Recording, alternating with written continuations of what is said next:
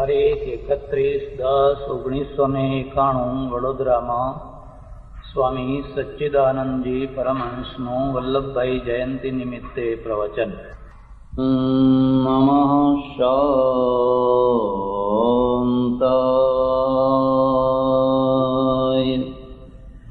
તેજસે.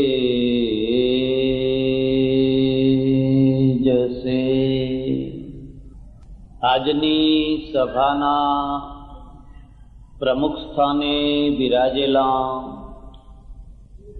મુનિ સેવાશ્રમના અધ્યક્ષ બહેન શ્રી અનુબેન, ભાઈ શ્રી મનુભાઈ અને શાળા પરિવારના આચાર્યશ્રીઓ, સજ્જનો અને બહેનો, કોઈ વ્યક્તિ સુખી થતો હોય છે અથવા દુઃખી થતો હોય છે,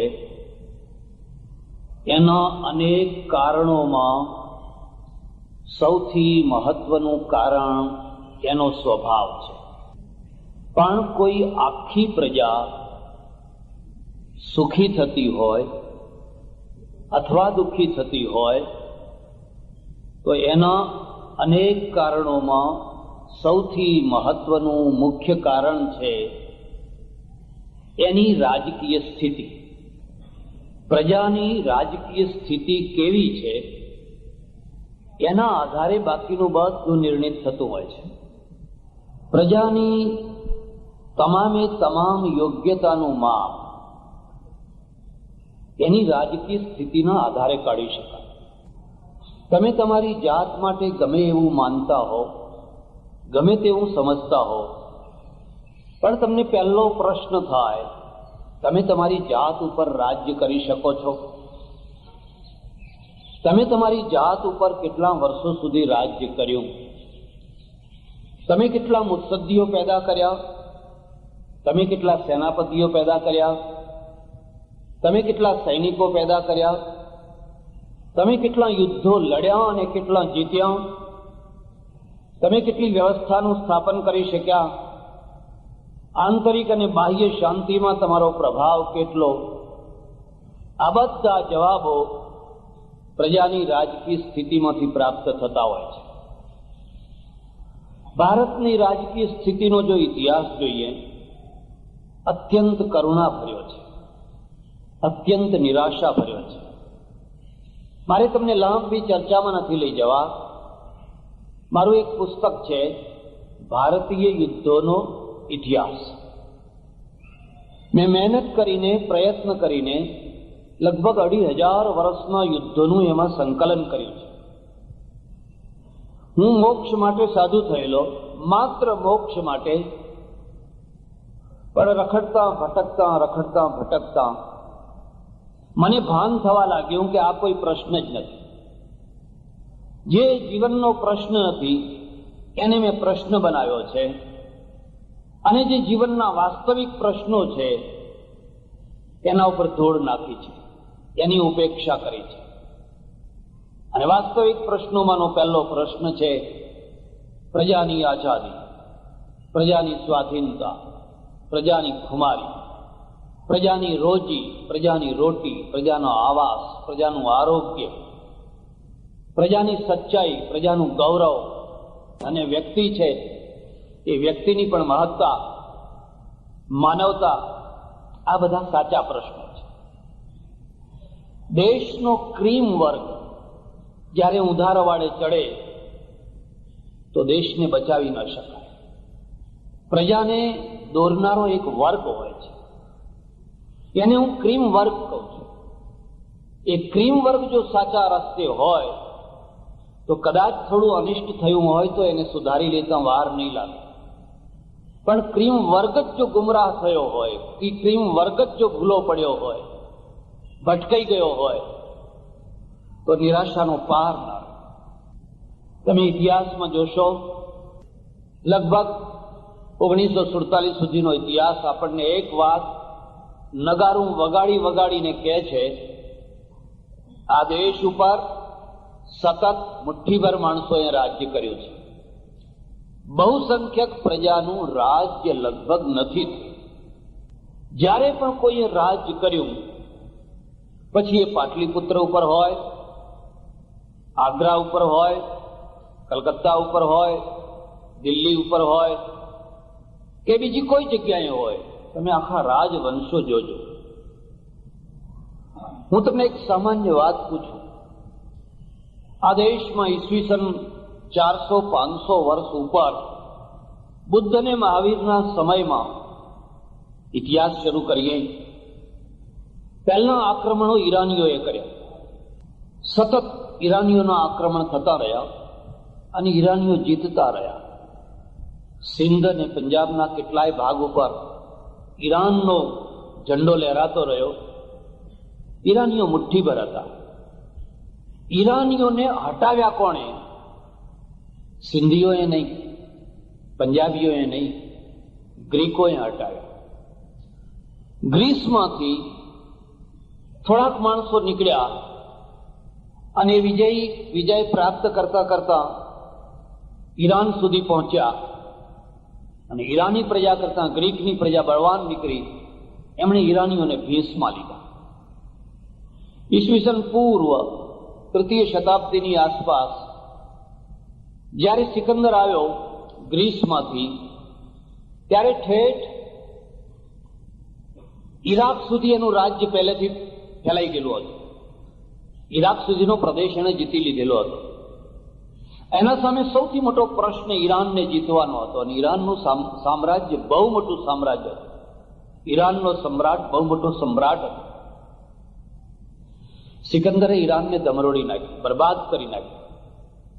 ઈરાનના પતનથી ભારતમાં ઈરાનીઓની સત્તાનું પતન અને પછી ગ્રીકો આવ્યા. કેટલા ગ્રીક રાજાઓએ રાજ્ય કર્યું. કેટલા હતા? મુઠ્ઠીભર માણસો. સિકંદરની સાથે 1 લાખનું લશ્કર હતું. એ 2-3 ભાગમાં વહેંચાઈને લડાઈ કરતું. 1 લાખ લશ્કર સાથે ને સાથે ફરતું નથી.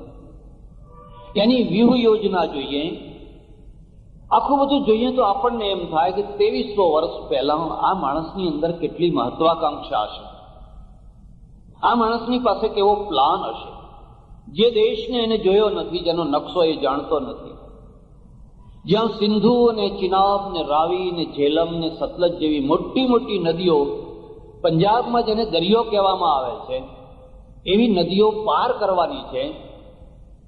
એ પાર કરતી વખતે હાથીઓને, રથોને, ઘોડાઓને, આખા સરંજામને પાર કરાવવાનો છે. એની પાસે કેટલું આયોજન છે. હું તમને એક ખાસ વાત કહું છું. પ્રજાને મારી નાખવી હોય તેનું મગજ મારી નાખો. એના મગજમાંથી મહત્વાકાંક્ષા મારી નાખો, પ્રજા મરી જશે. ઘરમાં બેઠી બેઠી મરી જશે. અને પ્રજાને જો ઊંચી લાવવી હોય તો એના મગજને ના મરવાનું. આ મકાનો ભલે તૂટી પડે, જર્મની ભાંગીને ભૂક્કો થઈ ગયું, જાપાન બરબાદ થઈ ગયું, વિયેતનામ બરબાદ થઈ ગયું. આજે તમે જઈને જુઓ, જર્મની, જાપાન, વિયેતનામ આજે બિલકુલ સમૃદ્ધ થયા છે. દુનિયાના ઉપરના રાજ્ય થયા છે. કારણ કે તૂટેલા મકાનો છે, એને ફરી નિર્મિત કરવામાં બહુ મહેનત નહીં પડે. પણ જો મગજ તૂટી ગયા, મગજ મરી ગયા, તો એ મગજને, અને મગજ પણ ધર્મના દ્વારા મર્યા, અધ્યાત્મના દ્વારા મર્યા, હાઈલી ફિલોસોફીના દ્વારા મર્યા, એને સાજા કરવા બહુ કઠિન છે. મુઠ્ઠીભર લોકો કેમ રાજ્ય કરતા? ગ્રીકો આવ્યા, એક પછી એક રજવાડા જીતતા રહ્યા. અને આજે આપણામાં કેટલી ગ્રીક પ્રજા છે, આપણે ઓળખી નથી શકતા. હું કોઈના નામ દેવા નથી માંગતો, પણ સેલ્યુકસ જ્યારે સિકંદર પાછો ગયો, રસ્તામાં મરી ગયો, દેશ ના પહોંચી શક્યો, એના સરદારોમાં એણે જીતેલો ભાગ વેચી દીધો. સેલ્યુકસના સરદારો અહીંયા રહ્યા, 30,000 સૈનિકો સાથે રહ્યા. એ 30,000 સૈનિકો ફરી ગ્રીસ ન જઈ શક્યા. એમની કેટલી વસ્તી પંજાબથી માંડીને કાઠિયાવાડ સુધી ઉતરી આવેલી છે. ઠેઠ પંજાબથી લઈને એમના ચહેરા, એમની આંખો, એમના ફેસ બધું જુઓ તો તમને ખ્યાલ આવે કે આખી વસ્તી ઉતરી આવેલી છે. પણ ફરી પાછો પ્રશ્ન છે, આ ગ્રીકો હતા કેટલા? મુઠ્ઠીભર માણસો. આ ગ્રીકોને પાછો ખદેડનાર કોણ હતો? તમે હમણાં ચાણક્યની સિરિયલ જોતા હશો. હું જોઈ નથી શકતો, મને જોવાની ઈચ્છા થાય, પણ દર રવિવારે કાર્યક્રમ હોય જ. હવે કાર્યક્રમમાં જવું કે સિરિયલ જોવા બેસવું એટલે પછી જવું. પણ લોકો વાતો કરે, બહુ સરસ આવે છે, બહુ સરસ આવે છે, બહુ સરસ આવે છે. હું એમ માનું છું કે આ દેશમાં જેટલા વાસ્તવવાદી પુરુષો થયા, વાસ્તવવાદી, આકાશી નહીં, તરંગી નહીં, એમાંના એકનું નામ ચાણક્ય અને બીજાનું નામ વલ્લભભાઈ પટેલ.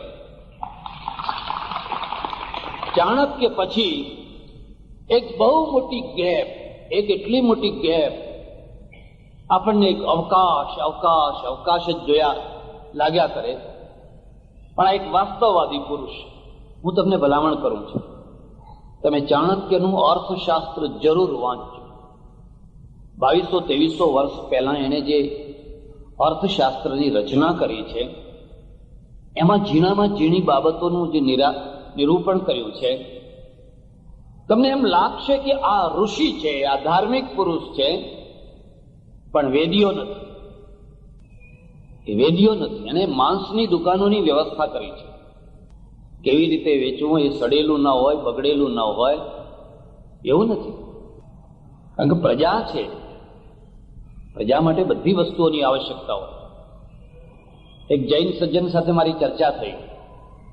મેં એમને કહ્યું કે જો હું અમદાવાદનો મેયર બનું તો મારા વૈરાગ્યને, મારા વિચારોને એક તરફ રાખીને મારે આ વ્યવસ્થા કરવી જોઈએ.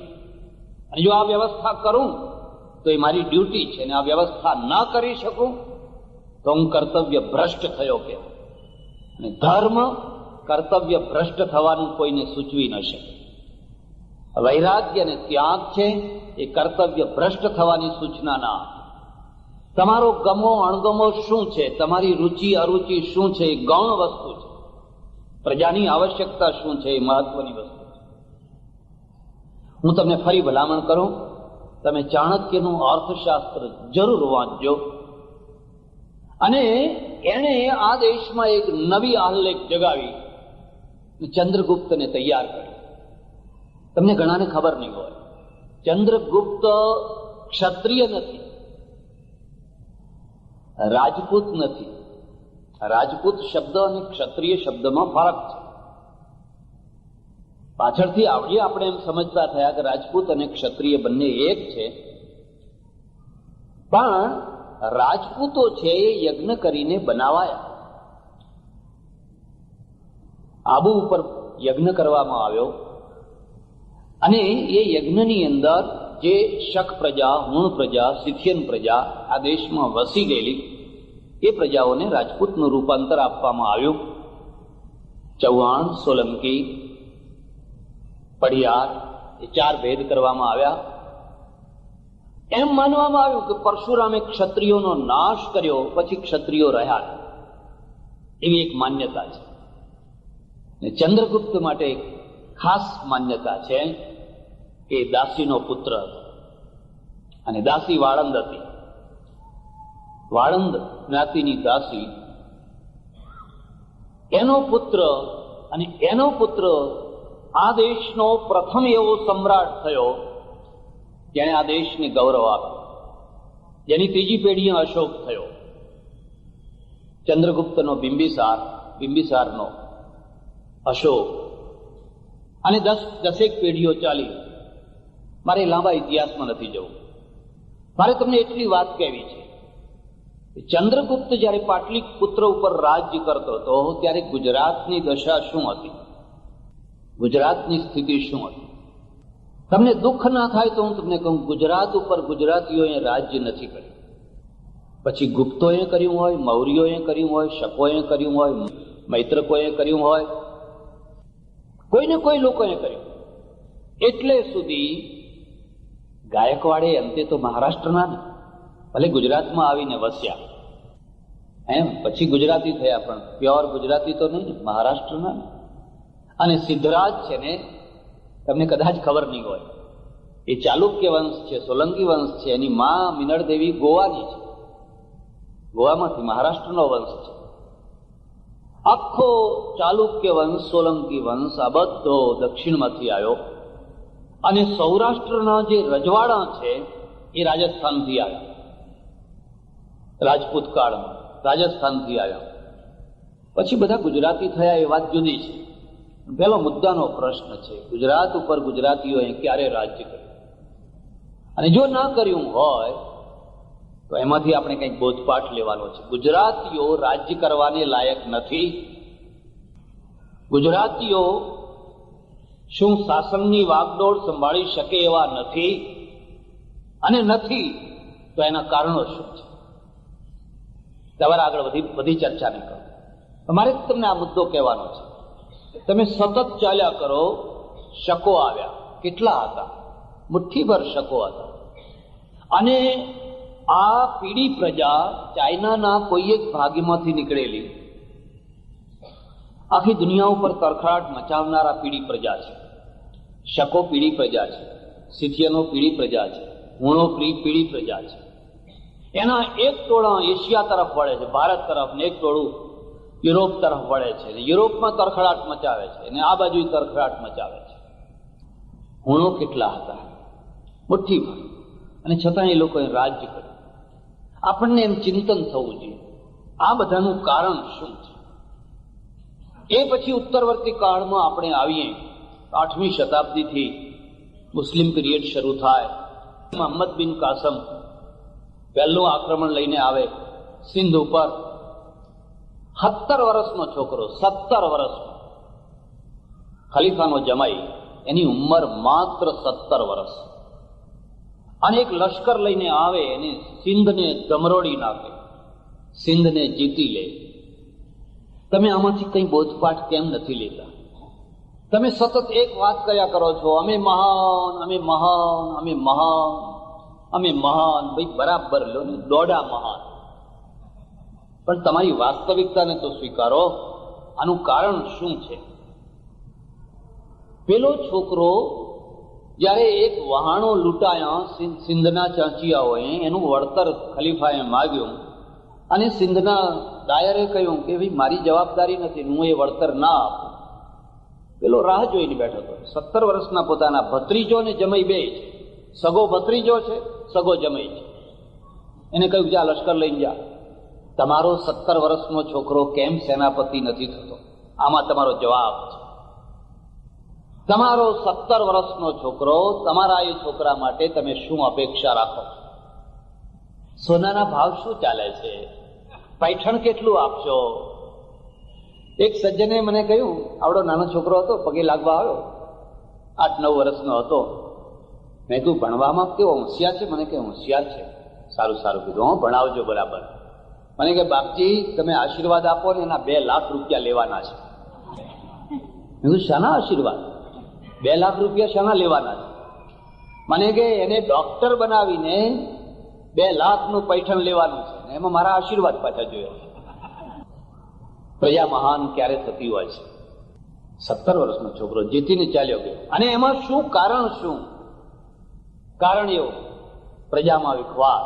રાજા બ્રાહ્મણ છે, રાજા બ્રાહ્મણ છે, મંત્રીઓ બૌદ્ધ છે અને પ્રજા શુદ્ર છે.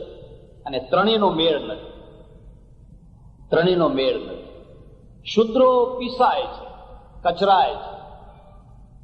બૌદ્ધો અને બ્રાહ્મણોનો વિખવાદ છે. મંત્રીઓ બૌદ્ધો છે એટલે ફૂટી ગયેલું છે. અધૂરામાં પૂરું. એક માન્યતાએ કામ કર્યું. પેલી માતાની જે ધજા છે, એ ધજા જ્યાં સુધી ફરકતી રહેશે, અમારા રાજાને કોઈ આંચ આવવાની નથી. શત્રુ પક્ષને ખબર પડી ગઈ.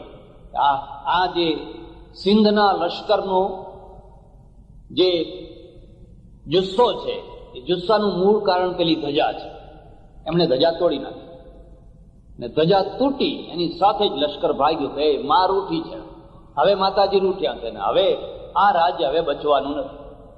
બહુ સરળતાથી જીતાઈ છે, બહુ સરળતા. અહમદ બીજી વાર આવ્યો, બીજી વાર જીતી ગયો. બીજી વાર ખલીફાએ એને મારી નાખ્યો, બકરાના ચામડામાં સીવીને એને ગુંગળાવીને મારી નાખ્યો. બધી લાંબી કથા મારે તમને કહેવી નથી. હું તો તમને એટલું કહું છું, તમે ઇતિહાસમાં રસ લેતા થાઓ એટલે તમને દર્પણ મળે કે આ આપણી વાસ્તવિકતા છે, આ શું કારણ છે. અને આ પછી ધીરે ધીરે ધીરે ધીરે ધીરે ધીરે અહીંયા આક્રમણો શરૂ થયા. મુઠ્ઠીભર માણસો આવ્યા. પહેલી ગાદી જ્યારે સ્થપાઈ, શાહબુદ્દીન ઘોરી એટલા હતા એ લોકો. મુઠ્ઠીભર માણસો આખા દેશ ઉપર, સુલતાનો, મોગલો, મુઠ્ઠીભર માણસો. અને છેવટમાં અંગ્રેજો આવ્યા. અંગ્રેજો કેટલા? 30,000 અંગ્રેજોએ 33 કરોડ ભારતીયો ઉપર રાજ કર્યું. 30,000 અંગ્રેજો. ઈસ્ટ ઇન્ડિયા કંપની વખતે નહીં, 1947માં જ્યારે ભારત છોડવાનું થયું અને 1947ની 15મી તારીખ પહેલા આ 30,000 માણસો આખા વિશાળ ભારતને કાબુમાં રાખતા. માત્ર 30,000 એ છોડીને ચાલ્યા ગયા. પણ એ 30,000ની સામે તો 33 કરોડ ભારતીયો હતા. તમે કોઈ વાર આવો વિચાર કેમ નથી કરતા? અંગ્રેજોના સમયમાં કુંભ મેળો ભરાયો અને કુંભ મેળામાં લાખો માણસો આવે. અત્યારે તો 2-3 કરોડ માણસો આવે છે. હું તમને ભલામણ કરું છું, ભલા થજો ના જજો. એટલા માટે હું કહું છું કે અગવડની કોઈ સીમા નહીં. કોઈના હાડકાં તૂટે, કોઈના પગ તૂટે, કોઈનું કાંઈ થાય, કોઈનું કાંઈ થાય, વ્યવસ્થા રાખી શકાતી નથી.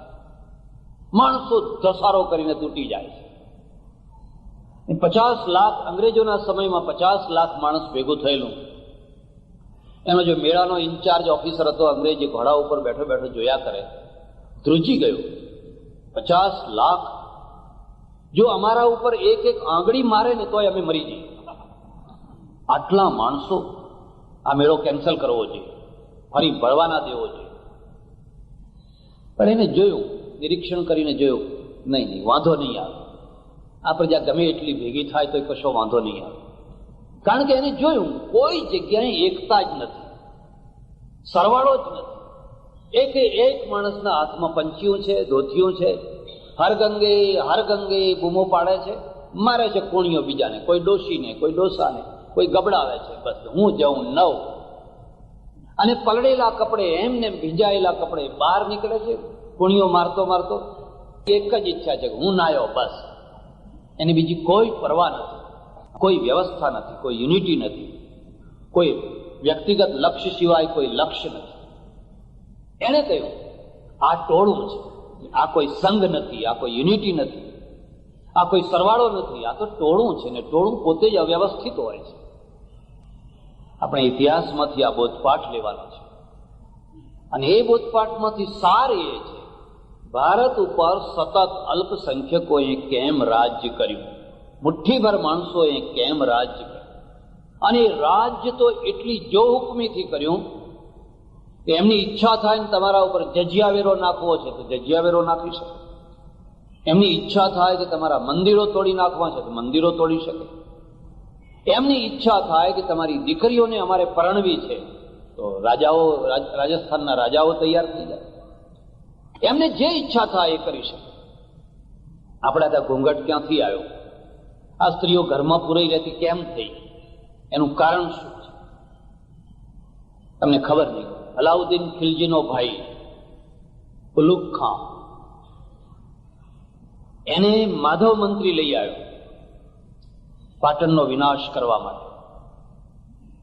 ત્રણ નામો યાદ રાખજો. 3 નામો મેં મારા ઇતિહાસમાં લખ્યા છે. 3 માણસોએ પરદેશીઓને આમંત્રણ આપ્યું: કાલકાચાર્ય, કાકુવાણીઓ અને માધવ મંત્રી. કાલકાચાર્ય છે એ શકોને લઈ આવ્યા. એ 96 શક રાજાઓને લઈ આવીને માળવાનો નાશ કરાવી નાખ્યો. કાકુવાણીઓ છે એ કાંસ્કીના ઝઘડામાં, એની દીકરીના કાંસ્કીના ઝઘડામાં શિલાદિત્ય 7મો વલ્લભીનો રાજા અને વલ્લભીની જાહો જલાલી, નાલંદા, તક્ષશિલા, પછી વલ્લભીનો નંબર, આટલી જાહો જલાલી એક વ્યક્તિગત ઝઘડામાં એ આરબોને લઈ આવ્યો, જુનેદને, અને શિલાદિત્યનું આખું રાજપાટ ખતમ કરી નાખ્યું. મેં એમાં સજેશન કર્યું છે કે આ વલ્લભીમાં દર વર્ષે એક મેળો ભરાય, કાકુનો એક સ્ટેચ્યુ મૂકવામાં આવે અને સ્ટેચ્યુને બધા 2 જોડા મારે. એ મેળાના દિવસે એક જ કામ કરવાનું કે આવો ગદ્દાર માણસ, આવો દેશદ્રોહી માણસ તમારે ત્યાં કોઈ પેદા ન. બધા જે લોકો મેળામાં જાય એને એક એક જોડું ફટકારે. કેટલા હજાર તો જિનાલયો હતા. વલ્લભીની અંદર 1000 તો જિનાલયો હતા. બધું ધમરોડી નાખ્યું. અને એ જ દશા માધવે કરી. એ અલાઉદ્દીન ખિલજી પાસે પહોંચ્યો અને ગુજરાતની સમૃદ્ધિની પછી રાણીની વાત કરી. કમળાદેવી બહુ રૂપાળી છે. અને પેલો તો રાહ જોઈને બેઠેલો. એને એના ભાઈને કહ્યું, લે લશ્કર લઈને જા, ગુજરાતને જીતી આવ. એનો ભાઈ લશ્કર લઈને નીકળ્યો. રસ્તામાં રાજસ્થાનમાં એક રાજાએ કહ્યું, હું લશ્કર નહીં જવા દઉં મારા રાજ્યમાંથી. લશ્કરને રોકી દીધું. મારા રાજ્યમાંથી લશ્કર નહીં જવા દો. એને ફરીને માળવાનું ચક્કર લગાવીને આવવું પડ્યું. પાટણ જીતી લીધું. કમળાદેવીને પકડી લીધી. એની છોકરીને લઈને રાજા ભાગી ગયો. ગુજરાત ખેદાન મેદાન સિદ્ધપુરનો રુદ્રમાળ તોડી નાખ્યો. સિદ્ધપુરનો રુદ્રમાળ તોડ્યો અને ત્યાંથી એણે સોમનાથનું મંદિર તોડ્યું. તમને ઘણાને ખબર નહીં હોય, સોમનાથનું મંદિર 6 વાર તૂટ્યું છે. 1 વાર નહીં, 2 વાર નહીં, 6 વાર તૂટ્યું છે ને 6 વાર બન્યું છે. ગુલામો પકડ્યા. હું તમને ભલામણ કરું છું, એક રાસો છે, કાનડદે રાસો. કાનડદે રાસો તમે વાંચજો. જૈન મુનિએ લખ્યો છે. એમાં કાનડદે નાયક છે. અને કાનડદેએ કહ્યું, મારા રાજ્યમાંથી તારું લશ્કર નહીં જવા દો. કાનડદે એને રોકી રાખેલો. માળવા ફરીને આવ્યો. આ માણસે 9 લાખ માણસોને પકડ્યા છે. નગર શેઠની દીકરીઓ, નગર શેઠની પત્નીઓ, જેના પગની પાની કોઈએ જોઈ નથી, એવી બધી સ્ત્રીઓ, લૂંટફાટ, જેના હાથમાં જે આવ્યું છે. અને એ બધું ટોળું લઈને એનું વર્ણન કર્યું છે. જીતનાર જે એક સિપાહી છે, એના ઘોડાના જીન સાથે પોતાના ગુલામો બાંધેલા છે. અને દોરી બાંધવા માટે નથી, એટલે મરેલા જે પશુઓ છે એની વાધરીઓ, એમાંથી ચામડા કાપી કાપીને પેલાના ગળામાં અને પછી જીને બાંધવાના. કોઈના જીન પાછળ 25, 50, 40, 30, 40. એના પાછળનો ઘોડેસવાર એને ફટકારે છે, એટલે એ ઘોડાના સાથે ચાલ્યા કરે. રાજસ્થાનની ધગધગતી ધરતી ઉપર જ્યાં પાણી નથી, ખાવાનું નથી, ત્યાં ત્રાસ ત્રાસ ત્રાસમય. અને આ લોકો પ્રાર્થના કરે છે, પ્રભુ અમને મારી નાખે, આ જીવન કરતા અમને મારી નાખે તો સારું. તમે કદી આ વાત જાણો છો? ગુરુ ગોવિંદસિંહે જે લખ્યું છે તમે જાણો છો? એતી માર પઈ જગમે. ગુરુ ગોવિંદસિંહે લખ્યું છે કે મેં મારી નજરે જોયું કે ઓહો, એટલો અત્યાચાર, એટલો જુલમ, એટલી બધી સજાઓ કરવામાં આવે. કોણ? કોઈ સામું જ થતું નથી. કોઈ સામું થનાર નથી. અને આ સ્ત્રીઓ અને આ પુરુષો રાત દિવસ કરગરીને કહે છે, અમને આમાંથી છોડાવવા, નરકમાંથી છોડાવવા. આ બધા વેચાવાના છે, ગુજરીમાં જેમ ઢોરા વેચાય એવી રીતે. એકવાર મોહમ્મદ ગજની 55,000 ગુલામ અહીંથી પકડીને ગયેલો. અને એને ગજનીમાં જયારે ગુજરીમાં મૂક્યા તો 4 આનામાં સ્ત્રીઓ વેચાયેલી. 4 આના એટલી સસ્તી થઈ ગઈ. તમને આ ખબર છે? તમે ઇતિહાસને જાણો છો? ઇતિહાસમાંથી કંઈ બોધપાઠ લેવા માંગો છો? અને પછી આ ઉલુગ ખાને નક્કી કર્યું કે હવે મારે કાનડદેને દંડ આપવો. મને આવતી વખતે એને જગ્યા નથી આપી. વળતા કાનડદે ઉપર હુમલો કર્યો. કાનડદે પછી લડ્યો, ખૂબ લડ્યો. કાનડદે રાસો વાંચજો. અને આ બધા ગુલામોને છોડાવી મૂક્યા, બધાના બંધનો કાપી નાખ્યા. પણ એ મરાયો, એ શહીદ થયો, વીર થયો. આવા તો ઇતિહાસના પાનેના પાના ભરેલા છે, પાનાના પાના. અને ત્યારે મારા મનમાં એક ફરીને પ્રશ્ન થાય, પેલો મોક્ષ હું એકલો જઉં, કોઈ મોક્ષશિલા, કોઈ બ્રહ્મરૂપમાં એક રૂપ થઈને આનંદ અનુભવું, અને આ મારો દેશ, મારી પ્રજા જે મને રોટલો આપે છે, જે મને વસ્ત્ર આપે છે, જે મને માળા પહેરાવે છે, જે મને મહાપુરુષ કહીને સંબોધન કરે છે, જે મારા પગની ધૂળ લે છે, એને હું અંધારામાં રાખીને જાઉં? બસ તમે મહાન સારંગી વગાડો ને બધા ખુશ થઈ જાઓ, આવું કહી અને આ ઊંઘતી પ્રજાને વધારે ઊંઘ આપવાનું કામ કરીને જાઉં? તો મારા જેવો કોઈ કૃતજ્ઞ માણસ નહીં હોય, તો મારા જેવો કોઈ કર્તવ્ય ભ્રષ્ટ માણસ કોઈ નહીં હોય. અને એટલે મારે એક જ કામ કરવું, લોકોને ગમવું કે ના ગમવું, જે વાસ્તવિકતા છે, જે સચ્ચાઈ છે, એની લોકો આગળ રજૂઆત કરવી. આજ નહીં તો કાલ, કાલ નહીં તો પરમ દિવસે, કોઈને કોઈ દિવસે આ લોકો વાતને સમજશે. માણસની એટલે પ્રજાના બધા સુખોનું કેન્દ્ર એની રાજકીય સ્થિતિ છે. અને રાજકીય સ્થિતિ, તમે ગાંધી મૂવી જોયું હશે, ફર્સ્ટ ક્લાસમાં બેસી ન શકો તમે, ફેંકી દીધા ગાંધીજીને. કલકત્તામાં એક રોડ હતો, એ રોડ ઉપર કોઈ ભારતીય માણસ જઈ ન શકે. એક પુલ હતો, એ પુલ ઉપર કોઈ જઈ ન શકે. બસ તમે તમારા દેશમાં પણ પડી ના, આ મોહલ્લામાં તમે આવી ન શકો, તમે આમ ના કરી શકો. કેમ? બસ ખાઓ પીઓ ને પડ્યા રહો, મજા કરો. તમે ખાનારી પ્રજા, પેટ ભરનારી પ્રજા, રાજ્ય ના કરી શકો. રાજ્ય કરવા માટેની લાયકાતો જુદી હોય છે. અને આપણે એ રીતે જીવન જીવ્યા, કીડા મકોડા જેવા. કીડા મકોડા જેવા.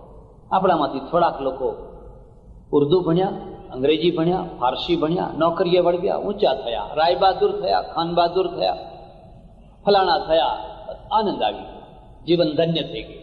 પ્રજાની શું દશા! પ્રજા વેઠ કરે. પટેલની, ખેડૂતની કેટલી કિંમત! મણની ગાઢ ચોપડાય, અંગૂઠા પકડાવે.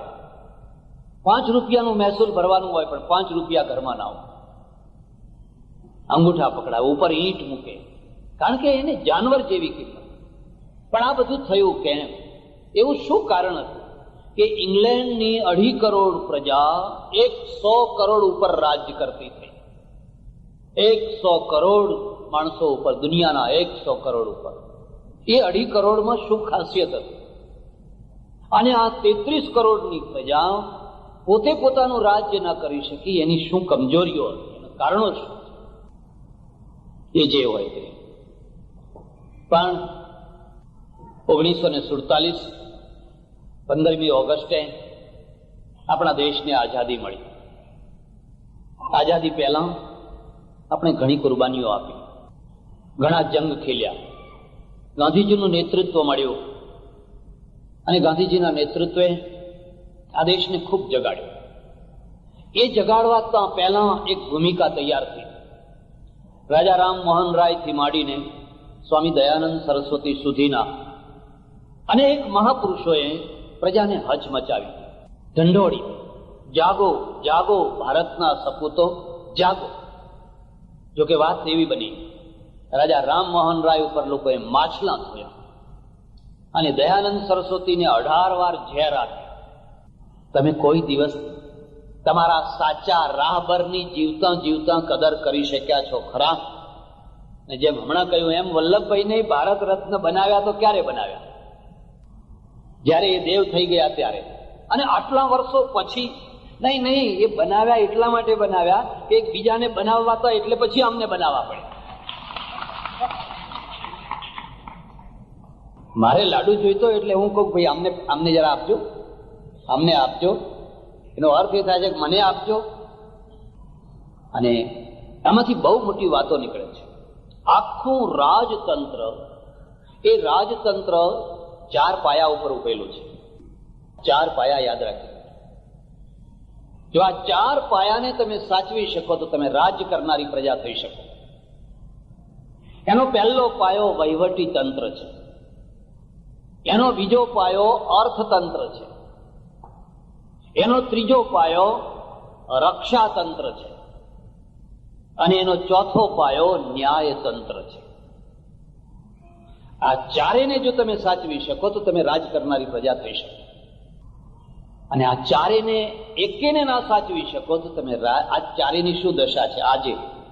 હવે તો અંગ્રેજો નથી ને, હવે તો મોગલોય નથી ને, હવે તો કોઈ શકોય નથી ને, ઊંડોય નથી ને, હવે તો આપણે જ છીએ ને. આ ચારેની દશા શું થઈ છે? વલ્લભભાઈએ એક બહુ સરસ વાત કહેલી. એચ.એમ. પટેલે મને વાત કરી. મને કહે, વલ્લભભાઈએ એક વાર મને કહ્યું, જો એચ.એમ., બહુ મોટી પોસ્ટ ઉપર, બહુ મોટી જગ્યા ઉપર કદી પણ બહુ નાના માણસને ના મૂકશો, નહીં તો એ મોટી જગ્યા છે ને, એ એટલી મોટી અનર્થકારી થઈ જશે. જ્યાં 50 હોર્સ પાવર મોટરની જરૂર છે ત્યાં તમે 2 હોર્સ પાવરની મોટર મૂકીને તમે સારા પરિણામ નહીં લાવી શકો. હું જે તમને કહી રહ્યો છું એનો અર્થ કોઈ નાતજાત સાથે સંબંધ નથી, કોઈ એનો ઉલટો અર્થ ના કરતા. હું કોઈ ખાસ સંદર્ભમાં નથી બોલતો, પણ હું માત્ર ગુણલક્ષી વાત કરું છું. જ્યાં જે પ્રકારના માણસની જરૂર હોય, કે હિન્દુ હોય કે મુસ્લિમ હોય કે કોઈ હોય, ગમે તે નાતનો પણ એને લાયક હોય તો જ એને મૂકજો. વહીવટી તંત્ર કથળે છે ક્યારે? ત્યારે બહુ ઊંચી જગ્યા ઉપર બહુ નાના માણસો બેસાડી દેવામાં આવે છે.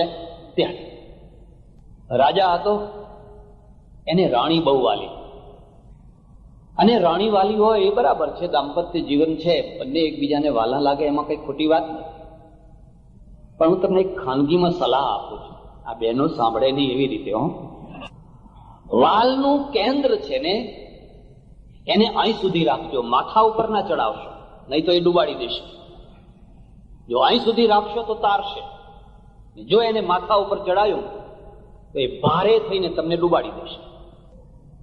પછી એ છોકરો હોય કે ગમે તે, એ રાણી છે ને એ પોતાના વાલનો બોનસ લેવા માંગે. રાત દિવસ રાજાને પંચિંગ કરે, આ દીવાન રાખ્યો છે, 5,000 પગાર આપો છો, એ 5,000 દીવાનને પગાર આપો છો, એના કરતા મારા ભાઈને દીવાન બનાવો ને, મારા ભાઈને દીવાન બનાવો ને. એ રાજા ડાયો હતો, એને કહ્યું બરાબર છે, તારા ભાઈને દીવાન ના બનાવાય, એ તો જેની જગ્યાએ જે બેસતો હોય એને બેસાડાય. નાના એમ કે એમાં શું મોટી વાત હતી, બસ જ્યારે જુઓ ત્યારે માથું ખાઈ જાય, મારા ભાઈને દીવાન બનાવો ને, મારા ભાઈને દીવાન બનાવો ને. ઘર ક્યારે તૂટતું હોય છે? તમારા સંસારની વાત કરું છું. જ્યારે તમારા ઘર ઉપર પિયર ફરી વળતું હોય છે ત્યારે નોટ કરજો. તમારા ઘર ઉપર પિયરનું માન હોવું જ જોઈએ, પિયરની મર્યાદા હોવી જ જોઈએ. પણ પિયરનો અર્થ એવો નથી કે પછી આ સાસરા ઉપર પિયર જ આવીને બેસી જાય બધું આખું. ને ઘણા બિચારા રાજા એવા હોય છે, ન માં એવા હોય છે, ખલાસ ડૂબી જાય. રાજાએ જોયું કે આ રાણી જીવ ખાઈ ગઈ, હવે શું કરવું? પેલો એનો ભાઈ આવ્યો, એટલે રાણી બેઠેલી ને રાજાએ કહ્યું કે આજ મને આખી રાત ઊંઘ ના આવી, જરા તપાસ કરો ને, કઈ કૂતરા ભસતા હતા, જરા બાજુમાં જઈને જોયા હોય ને કેમ કૂતરા ભસતા હતા, તપાસ કરો ને. રાણીએ એના ભાઈને કહી રાખેલું, જો મારે તને દીવાન બનાવવો છે, કે તું રાજાનું એવું ઝડપથી કામ કરજે, એટલું વ્યવસ્થિત કામ કરજે કે જેથી રાજા તારા ઉપર પ્રસન્ન થાય. દીવાન પેલો એનો ભાઈ તો દોડ્યો, જઈને તપાસ કરીને આવ્યો, અને આવીને કે છે એ તો કૂતરી વિયાણી છે ને એટલે ફસતી હતી. એમ હા બરાબર, સાચું સાચું. કૂતરીને કેટલા બચ્ચા છે જરા જોયા હો ને. એમ ફરી દોડ્યો પાછો, આવ્યો 7 છે, 7. સારું સારું. એમાં કૂતરા કેટલા છે ને કૂતરીઓ કેટલી છે જરા તપાસ કરી આવો ને. ફરી દોડ્યો પાછો, એમાં 3 કૂતરા છે ને 4 કૂતરીઓ છે. સારું સારું સારું. એમાં લાલ કેટલા છે, ધોળા કેટલા છે, કાબરા કેટલા છે જરા તપાસ કરી આવો ને. ફરી દોડ. રાણી ખુશ ખુશ છે, મારો ભાઈ કેવો દોડી રહ્યો છે, કેટલું ઝડપથી કામ કરી રહ્યો છે. બરાબર, બેસો. થોડીક વાર થઈ ને દીવાન આવ્યા, અને દીવાનને કહ્યું આજ મને ઊંઘ ના આવી, કઈ કૂતરા ભસતા હતા, જરા તપાસ કરો ને શું થયું છે. દીવાન જઈને આવ્યો, આવીને કહ્યું એક કૂતરી વિયાણી છે. કેટલા બચ્ચા છે? તો 7 છે. કેટલા કૂતરા? બધું જે પૂછ્યું એ બધું. એટલે પેલા રાજાએ રાણીને કહ્યું, જો આના 5,000 એટલા માટે આપું છું કે એક જ ફેરામાં બધું કામ કરે, અને તારા ભાઈને તું કહેતો પટાવાડામાં રાખી શકું, કારણ કે ધક્કા ફેરા કરવા માટે. એટલે પેલી રાણી છે ને ચીડાઈ ગઈ. તો તમારે પહેલેથી કહેવું જોઈએ ને, હવે જો ભૂલ થાય તો કહેજો, એમ કે હવે જો ભૂલ થાય તો કહેજો, એક જ ફેરામાં બધા કામ કરાવવા તો પહેલે તમારે કહેવું જોઈએ. હવે બન્યું એવું કે રાજા માંદો પડ્યો, જરા સિરિયસ મંદવાડ આવી ગયો. એટલે પેલી રાણી છે ને બેઠેલી ને રાજાએ કહ્યું તમે તાબડતોબ જાઓ ને વૈદ્યને બોલાવી આવો. આ વૈદ્યને બોલાવવા ગયા તો રસ્તામાં વિચાર કર્યો કે પહેલા આમના દાદા પણ માદા પડેલા, ત્યારે વૈદ્યને બોલાવવા કોઈ ગયેલું, પછી પાછા દેવ થઈ ગયેલા, એટલે પછી મંત્રીઓને કહેવા જવું પડેલું, લાકડાની વ્યવસ્થા કરવી પડેલી. આ બધું 3-4 ધક્કા થયેલા અને પાછા લોકો કહે છે કે તમે એક ફેરામાં બધા કામ કરતા નથી, એટલે એને તો એક જ ફેરામાં બધા કામ કરી નાખ્યા. પેલા વૈદ્યને કહ્યું ચાલો ને, રાજા બીમાર થઈ ગયા છે. નગર શેઠે જઈને કહ્યું રાજા દેવ થઈ ગયા છે. દિવાનને ફલાણા ને બધાને કહ્યું. અને જે સ્મશાનની વ્યવસ્થા કરતો હતો એને કહ્યું ભાઈ સુખડના લાકડા વગેરે જે હોય પહોંચાડતા કરી નાખો. અને હરખાતો આવ્યો, કારણ કે એક ફેરામાં 4 કામ પતાવી દીધા. આ વૈદ આવ્યો, એની સાથે તો નીચે જુઓ તો રોકકડ શરૂ થઈ ગઈ. એ રાજાએ કહ્યું ભાઈ આ રોકકડ શાની શરૂ થઈ? ત્યાં તો દિવાન બિચારો ખેસ નાખીને આવ્યો. રાજા તો જીવતા છે, નવાઈ પામી ગયો કે આ શું? રાણીએ કહ્યું તમે નતું કહ્યું કે એક ફેરામાં 4 કામ કરવાના? મારા ભાઈ 4 કામ કરીને આવ્યા છે. ત્યારે રાજા કહે કે આવા માણસને તો પટાવાળામાં ના રાખો. મારી ભૂલ એટલી થઈ ગઈ કે આવા માણસની બેનને મેં રાણી બનાવી દીધી. વહીવટી તંત્ર એ રાજતંત્રનો પહેલો પાયો છે. રાણી વાલી હોય તો એને સાડી અપાય કે એના ભાઈને કઈ ડીએસપી ના બનાવી દેવાય, એના ભાઈને કઈ કલેક્ટર ના બનાવી દેવાય, એના ભાઈને કઈ કોઈ મોટો ચાર્જ ના આપી દેવાય. એટલે તમે વલ્લભભાઈ પાસેથી જો કઈ વસ્તુ શીખવી હોય તો એ શીખજો કે એમની પાસે ભારતનું આખું વહીવટી માળખું તૂટી પડ્યું હતું. ફ્રીડમ એટ ધ મિડનાઇટ પુસ્તક વાંચજો તમે, એમાં એ લખે છે કે આખું માળખું તૂટી પડેલું. એ વખતે અમને ગૃહમંત્રી બનાવવામાં આવે. ત્યારના ગૃહમંત્રી ને આજના ગૃહમંત્રીમાં ઘણું અંતર છે. એ વલ્લભભાઈ ગૃહમંત્રી થયેલા એ પ્રધાનમંત્રીની કૃપાથી નહીં થયેલા, પોતાની લાયકાતથી થયેલા. એ પ્રધાનમંત્રીની તાકાત નહીં કે એમને ફેંકી શકે, એ તો પ્રધાનમંત્રી થવાની જગ્યાએ હતા. પણ ગાંધીજીનું મન રાખવા માટે બરાબર છે, એટલે પોતાની યોગ્યતાથી થયેલા. અને જેવી લગામ હાથમાં આવી ને એને જે કુશળતાથી, જે મક્કમતાથી, એક તરફ હિન્દુસ્તાન પાકિસ્તાનના ઝઘડા, હિન્દુ મુસલમાનના ઝઘડા, ચારે તરફ મારો મારો, કાટો કાટો, અશાંતિ અશાંતિ અશાંતિ, નિઝામ હૈદરાબાદનો પ્રશ્ન, જુનાગઢનો પ્રશ્ન, કાશ્મીરનો પ્રશ્ન, આ બધા પ્રશ્નો માથાના ગરજ સમાન. અંગ્રેજ ઓફિસરો કંટ્રોલ નહીં, એ જૂના બધા આઈસીએસ ઓફિસરો, એ બધી સ્થિતિવાળા માણસો. પણ આ માણસે એટલી મક્કમતાથી આખી વસ્તુને સંભાળી અને એમણે જોયું રાત નાની છે, વેશ ઘણા કાઢવાના છે, મારે કઈ ધીરે ધીરે કામ કરે એ કામ થવાનું નથી. ના કરો તો એ કશું થઈ ના શકે. તમે કાલજ્ઞ છો, તમે કાલજ્ઞ. 1 મિનિટ આવતી હોય છે, રસોઈ બનાવનારને પૂછવું હોય, ચાસણી બનાવે ને એની 1 મિનિટ આવતી હોય, અને એ મિનિટે જો મોહનથાળનો પેલો લોટ નાખ્યો તો મોહનથાળ, અને જો મિનિટ ચૂક્યા અને જો પેલો નાખી દીધો તો ખબર નહીં રબડું થાય કે શીરો થાય કે શું થાય ખબર નહીં, અને પછી નાખો તો દાંત તોડી નાખો. એની 1 મિનિટ આવતી હોય. વેપારીને પણ 1 મિનિટ આવતી હોય. અને એ બધી મિનિટોના તો થોડા નુકસાન. મોહનથાળ બગડ્યો તો બગડ્યો, 5 કિલો 10 કિલો 15 કિલોનો બગડ્યો, પણ અહીંયા તો આખો દેશ બગડી જાય જો એ મિનિટને ચૂકી જાવ તો. વલ્લભભાઈની પાસેથી કોઈ શીખવા જેવી વસ્તુ હોય તો 2 વસ્તુઓ છે. એક તો એ પટેલ જ્ઞાતિમાંથી આવ્યા, અને પટેલ જ્ઞાતિનું એના પહેલા કોઈ રાષ્ટ્રીય માળખું નહીં, રાષ્ટ્રીય પૃષ્ઠભૂમિ નહીં. ગાયકવાડના પટેલો જુદા, ગાયકવાડી રાજ્યના પણ 5 ગામના પટેલો જુદા. એ 5 ગામ કે 12 ગામના પટેલોને બાદ કરો તો એ સિવાયના પટેલોનું સ્વરૂપ જુદું. કાઠિયાવાડના પટેલો જુદા, દરબારો અને નવાબોના ત્યાંના પટેલો જુદા. એટલે આ 5 ગામના પટેલો એમનું નામ જ પટેલ. એ તો સયાજીરાવ ગાયકવાડના કારણે ગાયકવાડી સ્ટેટમાં લોકો ભણ્યા, થોડા આગળ આવ્યા, એટલે એ પહેલા આગળ આવ્યા. પણ જે પટેલોનો વિશાળ વર્ગ આખા ગુજરાતમાં, આખા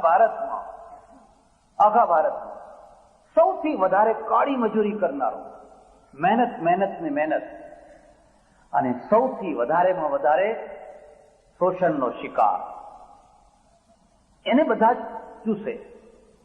એને બ્રાહ્મણ એ રીતે ચૂસે કે જ્યારે જુઓ ત્યારે એને શનિ નડે, મંગળ નડે, રાહુ નડે, કેતુ નડે, અભણ ભણેલો નથી, એને 12મું કરવું પડે, ગરુડ પર વંચાવે, આ કરવું પડે, તે કરવું પડે, ઊંચો જ ના આવે, ઊંચો જ ના આવે.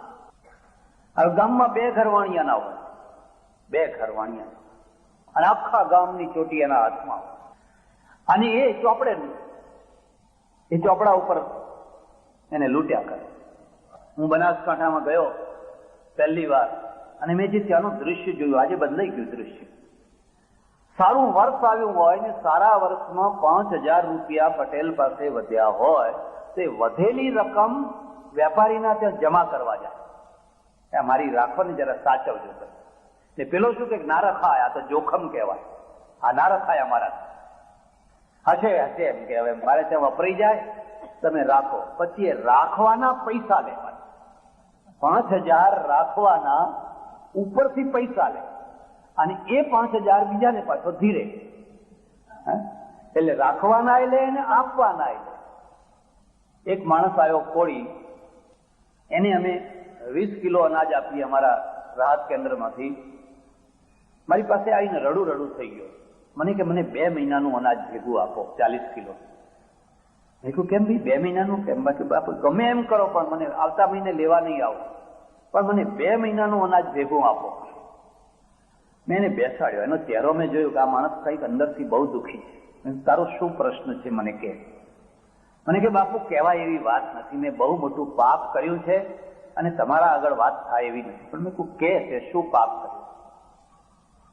મારા છોકરા ભૂખ્યા હતા, ભૂખ્યા હતા, ખાવાનું ઘરમાં કશું હતું નહીં, એટલે મેં મોર માર્યું.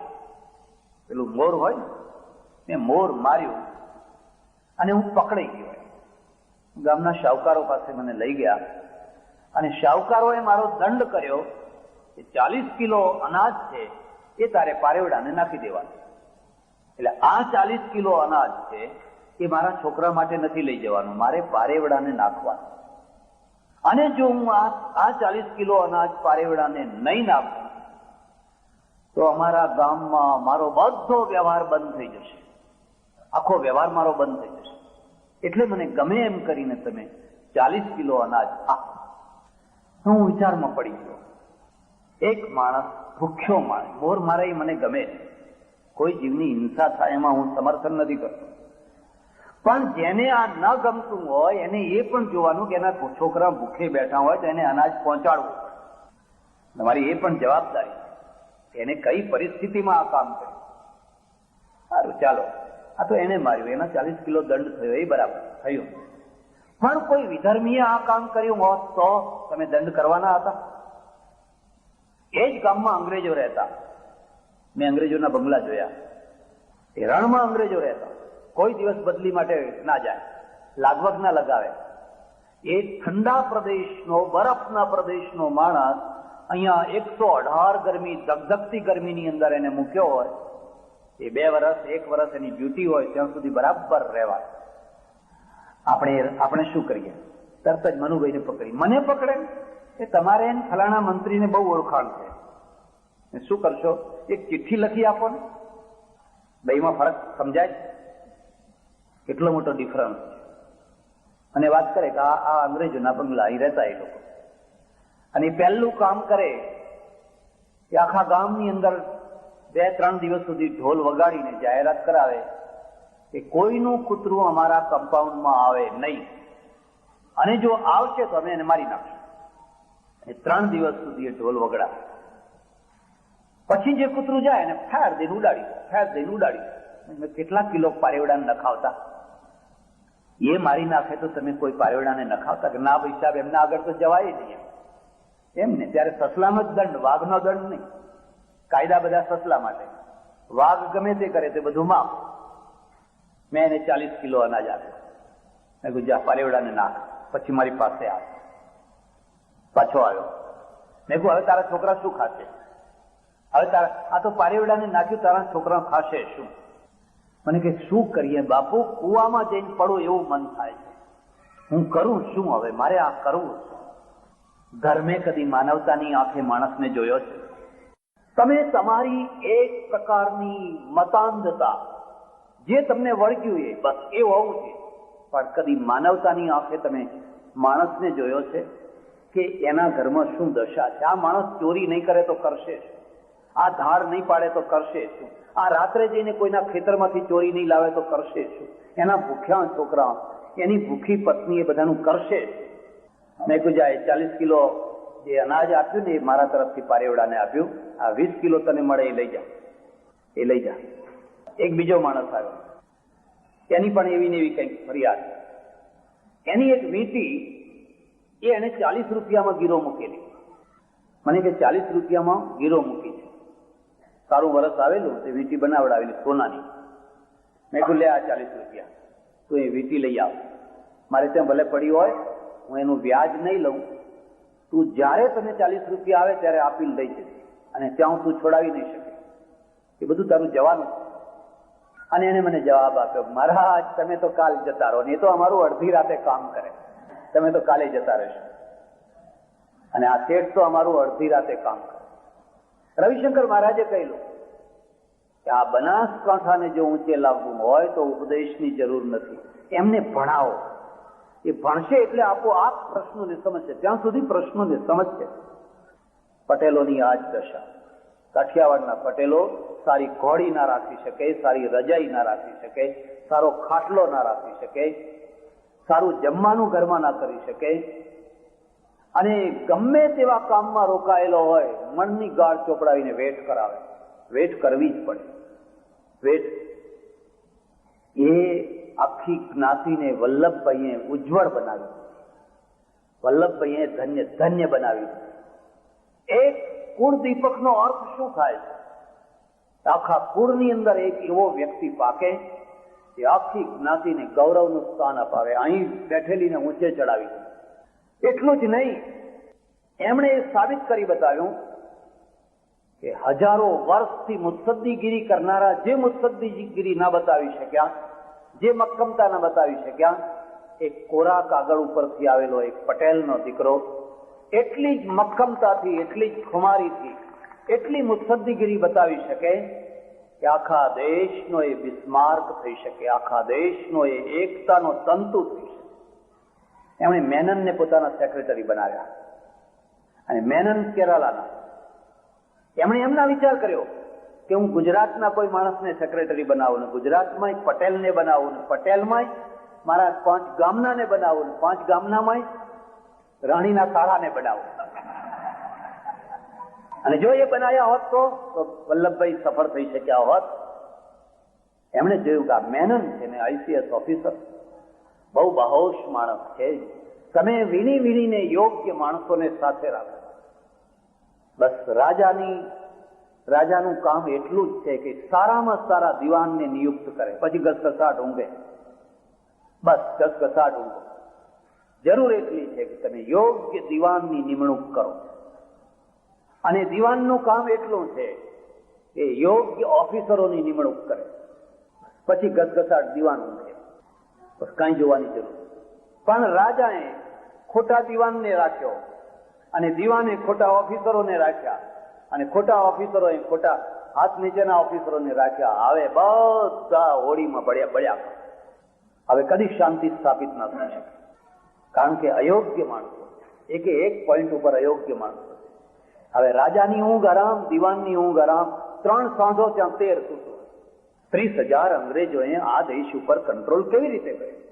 ઠેઠ કાબુલથી લઈને રંગૂન સુધી, અને લાસાથી લઈને લંકા સુધી, કોલંબો સુધી, આ 30,000 અંગ્રેજો ઓછામાં ઓછા માણસોથી, ઓછામાં ઓછી પોલીસથી, ત્યારે SRP નથી, CRP નથી, ખાલી પોલીસ જ હતી. અને પોલીસે નાના પોલીસ સ્ટેશન, પણ એ પોલીસે બધી ઘસઘસાટ ઊંઘતી હોય. કોઈ ના પકડે બકરી નો કાન, એવું એક છે ને કવિતા છે ને, હરખ હવે તું કાળા કેર ગયા કરનાર, એ ઉપકાર ગણી ઈશ્વરનો, હરખ હવે તું હિન્દુસ્તાન.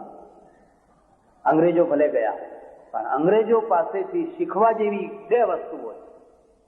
એક તો એનું વહીવટી તંત્ર, અને બીજું એની મુત્સદ્દીગીરી, એની કાબેલિયત, એનું શાણપણ. અને આ 2 માંથી આપણે એકે ન શીખ્યા. વલ્લભભાઈની વાત ઉપર પછી આવો. રાજતંત્રનો બીજો જે આધાર છે એનું નામ છે અર્થતંત્ર. તમારામાંથી કોઈ વૃદ્ધ માણસો હોય ને 1947ની તમને ખબર હોય તો 1947ના વર્ષમાં કેન્દ્રીય બજેટ 64 કરોડ રૂપિયાનું છે, ખાલી 64 કરોડ. અત્યારે એકલા વડોદરાનું બજેટ 1 અબજ ઉપર પહોંચ્યું હશે, 100 કરોડ ઉપર કદાચ પહોંચ્યું હશે. ત્યારે આખા દેશનું બજેટ માત્ર 64 કરોડ. એ 64 કરોડમાં મિલિટરી માટે કેટલા હશે? અને છતાંય વ્યવસ્થા હતી તો ભારત ઉપર કોઈ આંખ ઉપાડી શકતું નથી. આજે ભારતનું બજેટ 12 ખરબ જેટલું પહોંચ્યું. કેટલું? 12,000 કરોડ, 12 ખરબ રૂપિયા જેટલું પહોંચ્યું. અને છતાંય સીમાડાએ અસુરક્ષિત છે ને અંદરના ભાગો અસુરક્ષિત છે નહીં. અરાજકતા જ અરાજકતા, અરાજકતા જ અરાજકતા, અરાજક. 64 અને 12,000 કરોડ બેનું કોઈ ગણિત કાઢી શકાય નહીં. કેમ? ભારત જયારે આઝાદ થયું ત્યારે આપણે અર્થતંત્રની બાબતમાં બહુ નાના બાળક હતા. આપણા પાસે એક જ ધૂન હતી, એક જ ધૂન હતી, દેશ આઝાદ થવો જોઈએ, દેશ આઝાદ થવો જોઈએ, દેશ આઝાદ થવો જોઈએ. પણ આઝાદી પછીની જે જવાબદારીઓ છે એની ગંભીરતા નથી. ખાસ કરીને બહુ થોડા માણસોમાં હશે, બાકી અમે આઝાદ થઈએ પછી અમે અમારું કરી લઈશું. પણ એ પછીની જે જવાબદારીઓ, જે ગંભીરતા, તે ગંભીરતા નથી. એટલે આ દેશના અર્થતંત્રને સમૃદ્ધ બનાવવું કેવી રીતે, એમાં 2 ભેદ હતા, જમણેરીઓ અને ડાબેરીઓ, રાઇટિસ્ટ અને લેફ્ટિસ્ટ. તમારામાંથી ઘણાને કદાચ ખબર હશે, વલ્લભભાઈ જમણેરી હતા, જવાહરલાલ ડાબેરી હતા. વલ્લભભાઈ જમણેરી હતા. ચક્રવર્તી રાજગોપાલાચારી, રાજેન્દ્ર પ્રસાદ, વલ્લભભાઈ આ બધા જમણેરીઓ હતા. અને નહેરુજી, બીજા ભાઈઓ, અને છેવટમાં ડાબેરીને પૂર્ણ ઓપ આપનાર આવ્યા કૃષ્ણ મેનન.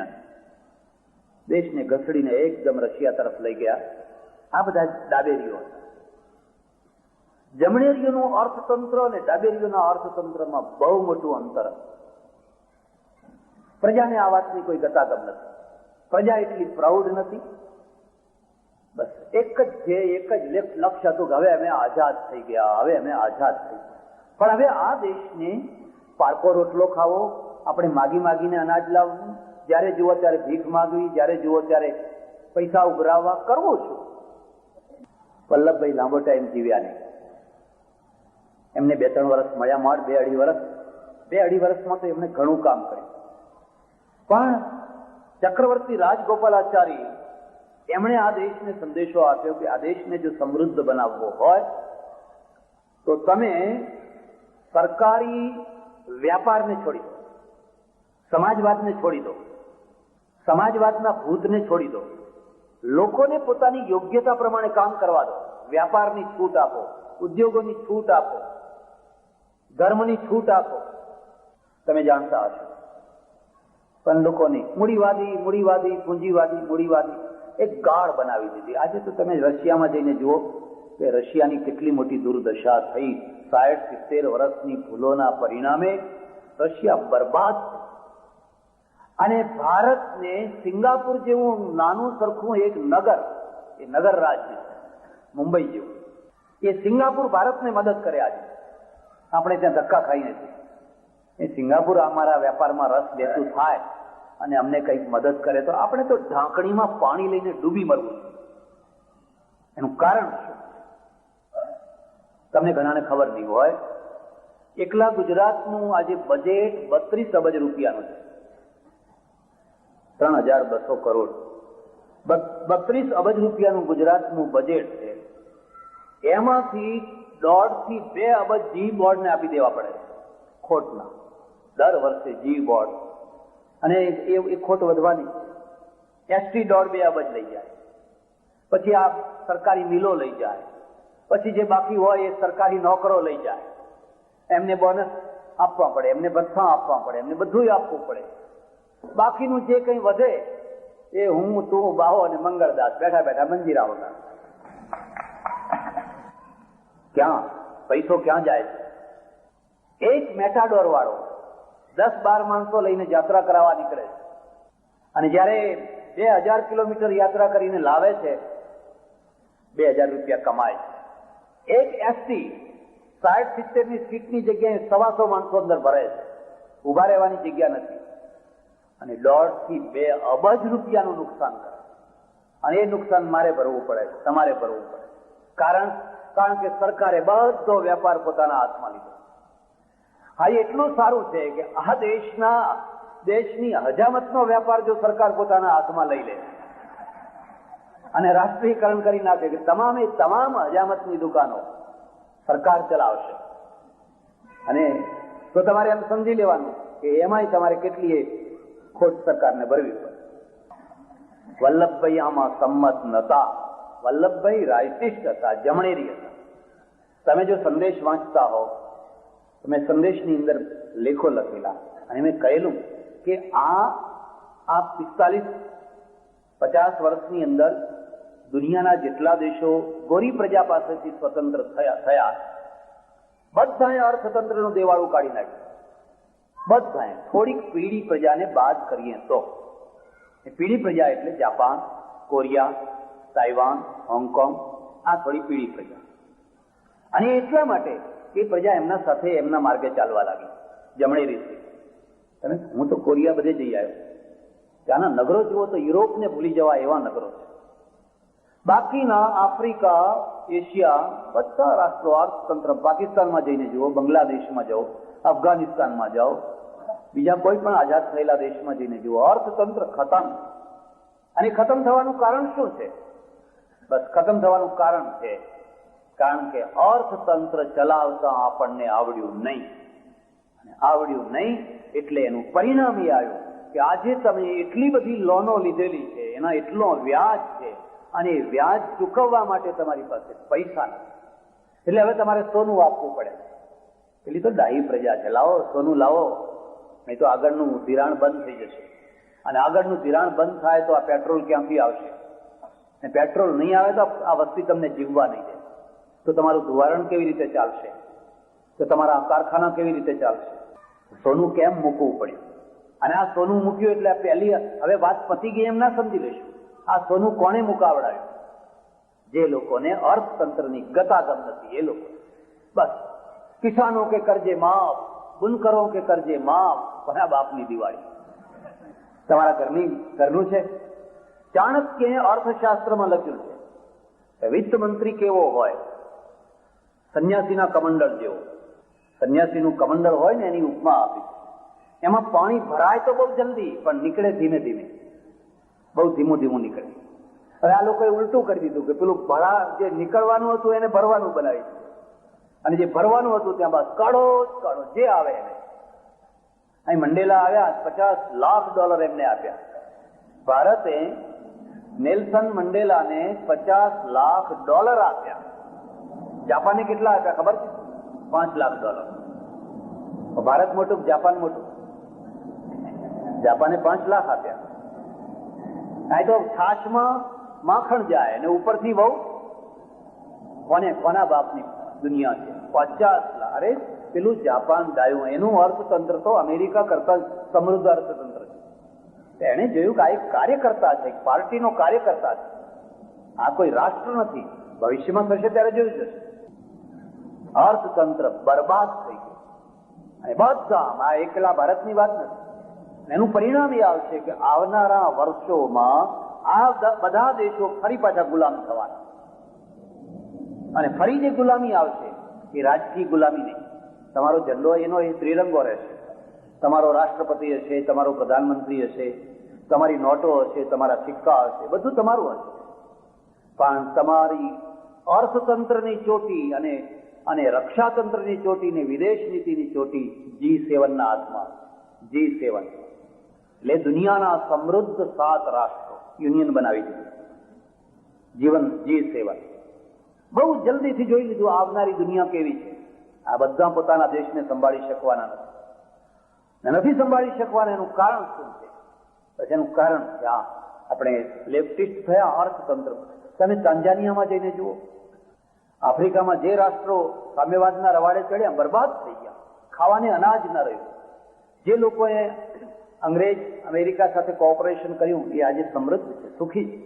કેન્યા અને ટાંઝાનિયા બંનેનો ફરક જુઓ, મલાવીનો ફરક જોઈ શકો તમે, જામ્બિયાનો ફરક જોઈ શકો, બરબાદ થઈ ગયા. એટલે રાજતંત્રનો બીજો પાયો અર્થતંત્ર છે, અને અર્થતંત્ર એક વિજ્ઞાન જેવું શાસ્ત્ર છે, એક વિજ્ઞાન જેવું. જો એ તમે બરાબર, અને એનું તમને શરૂઆતમાં જુઓ, જયારે પહેલું મંત્રીમંડળ થયું, બહુ શક્તિશાળી ને બહુ શાણા માણસો, નહેરુજીએ જોયું વીણી વીણીને માણસો લો. સીડી દેશમુખ છે, એ કોઈ રાજ કરતા નતા, બેંકના, રિઝર્વ બેંકના ગવર્નર હતા. નહેરુએ જોયું કે આ માણસ હોશિયાર છે ને એને પદ આપવું છે. પછી દિન પ્રતિદિન આપણે જોયા છે કે રાણીના ભાઈઓ બીજી વાત નહીં કરે, લાવો રાણીના ભાઈ, આ માણસ મારો છે, રાખવો પડશે, આ માણસ મારો છે, રાખવો પડશે, આ માણસ મારો છે, રાખવો પડશે. અત્યારે હું ભૂલ ના કરતો હું લોકસભામાં 80% એવા ચૂંટાયેલા માણસો છે જે બજેટને સમજી નથી શકતા કે આ બજેટ શું છે, ડિવેલ્યુએશન શું છે, અર્થશાસ્ત્ર શું છે, આ ટેક્સ નાખીએ તો એના પરિણામ શું આવે, કે સમજી નથી શકતા. એવા 80% ભેગા થયા છે. અને હાથ ઊંચો કરવાનો કે ત્યારે કરી આપે છે, વળી પાછા અહીંયા આવીને કે હવે તમે હાથ ઊંચો કરો, એટલે તમે કરી આપો છો પાછા. એમાં એમનો એકલો વાંક નથી પાછો, તે તો આપણે બધા એમાં જ આવી ગયા. રાજતંત્રનો ત્રીજો પાયો રક્ષાતંત્ર છે. બ્રિટેન કેમ સફળ રહ્યું, એમાં ચાણક્યના સૂત્રો છે. પહેલું સૂત્ર છે, તમારી પાસે સશક્ત મિલિટરી હોવી જોઈએ, અને એવી હોવી જોઈએ કે તમે ગમે ત્યારે યુદ્ધ કરવા તૈયાર હો. તમારી બોલેલી વાતનો પડઘો ત્યારે પડશે જ્યારે તમારા બાવડામાં જોર હશે. તમારા બાવડામાં જોર નહીં હોય અને તમે ઊંચામાં ઊંચી વાતો કરશો તો લોકો એને મશ્કરી સમજીને હસી કાઢશે. ક્યાં તમારો પડઘો પડે છે? આજે મેડ્રિડમાં સંમેલન ભેગું થયું છે મધ્ય એશિયાનો નિકાલ કરવા માટે. ભારતનો કોઈ અવાજ છે? ઇઝરાયલ એટલે વડોદરા જિલ્લો, અને ઇઝરાયલ આજે ખુમારીથી બેઠો છે અને બધાને કહે છે કે તમારે આ માનવું પડશે, તમારે આ માનવું પડશે, તમારે આ માનવું પડશે. 25 લાખની વસ્તી આજે 40 લાખ સુધી વસ્તી પહોંચી. એ 40 લાખની વસ્તી રણની અંદર જે સતત પહેલા દિવસથી લડતી રહી છે, અને લડાઈ અને સમૃદ્ધિ બે સાથે ચલાવી, નંદન વન બનાવી દીધું. એ વસ્તી આજે ખુમારીથી બેઠી. એ કાશ્મીરની ભીખ નથી માંગતી. હવે તમે કાશ્મીરમાં દખલ ન કરો તો સારું. હવે પડોશી તરીકે અમે તમને ક્યાં સુધી પ્રાર્થના કરીએ? આજે ખુમારીથી. અને આરબો આજે નીચું ઘાલીને બધા બેઠા છે. એ આરબો કહેતા હતા કે ઇઝરાયલનો નાશ કરો, ઇઝરાયલનો નાશ કરો, ઇઝરાયલનો નાશ કરો. બધા ચૂપચાપ બેઠા. એનું કારણ તમે જાણો છો? એનું કારણ છે બાવડાનું જોગ. અને રાજતંત્ર એ સંતોનું તંત્ર નથી કે આપણે ભેગા થઈને બ્રહ્મની ચર્ચા કરીએ, પરલોકની વાત કરીએ, મોક્ષની વાત કરીએ, ક્ષમાની વાત કરીએ, દયાની વાત કરીએ.